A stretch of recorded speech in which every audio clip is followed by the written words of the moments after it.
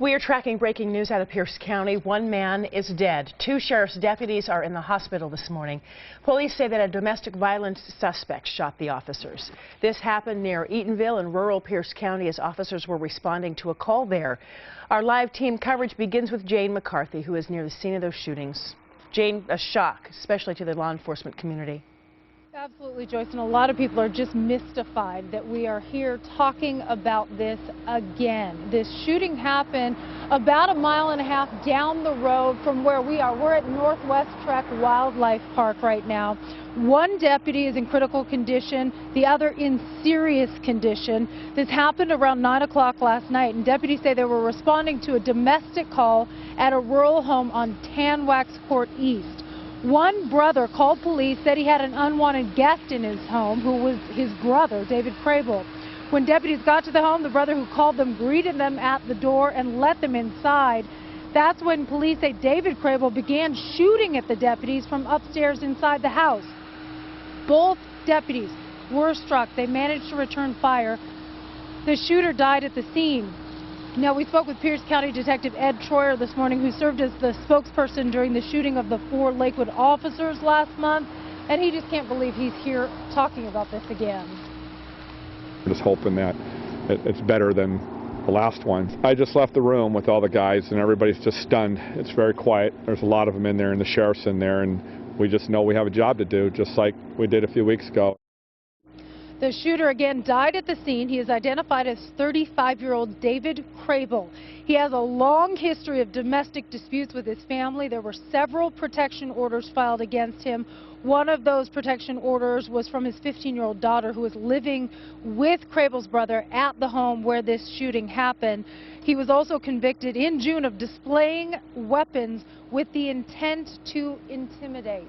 Now, detectives are still on the scene where the shooting happened. They say a lot of shots were fired, so they do have a lot of investigation yet to do. But there is no manhunt right now. They aren't looking for any other suspects. They say their sole suspect did die at the scene. Reporting live near Eatonville, I'm Jane McCarthy, King 5 News. All right, Jane, thanks for that development there. Right now, one of the sheriff's deputies is at Harborview Medical Center fighting for his life, and that's where we join King 5's Deborah Feldman with the latest details on his condition. Deborah, we know this is a 10-year veteran of the force. What are you hearing on his condition? The last word, we've simply been told he is in critical condition. The sheriff of Pierce County, Paul Pastor, is here. We have seen some officers and some perhaps family members coming and entering through the emergency doors here. But at this point, Sheriff Pastor says he just does not want to release much information since not all the family members of the deputy are here yet. Now, the deputy was airlifted here last night. When he arrived, he was greeted by police officers who were on the helipad, helped wheel him into the hospital. Once he arrived, they actually held up these sheets to try to conceal the extent of his injuries and maintain his privacy.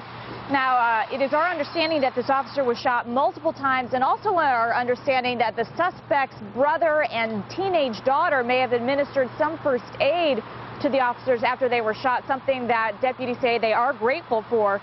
Now, throughout the night and morning, as I mentioned, we've seen members of a variety of law enforcement departments, the chaplain, of course, all here at the hospital trying to lend their support to the officer and his family. And for many who are gathered inside, of course, this is just all too familiar. Of course, the 3rd shooting of officers on duty within the past 3 months. Well, it's hard. This is something that hurts your heart. And it's something that I think every member of a law enforcement family worries about, something that is in the back of their mind that might happen. And thank God it doesn't happen very often, but it has happened far too often lately. Again, we have seen officers from other departments coming by to visit. We have asked some of them if they want to speak. At this point, they say they just aren't wanting to speak. Of course, we want to respect that, but it's a very, very difficult time for law enforcement officers all over the Puget Sound area. Again, this officer at last word in critical condition. The sheriff saying it's a blessing that he is still alive. The better news that the sergeant that it was wounded and is at Madigan is said to be improving this morning. Reporting live at Harborview Medical Center, Deborah Feldman, King 5 News. Well, we know both of those officers are getting the best care they possibly can give, so of course, we'll check back. Thank you, Deb.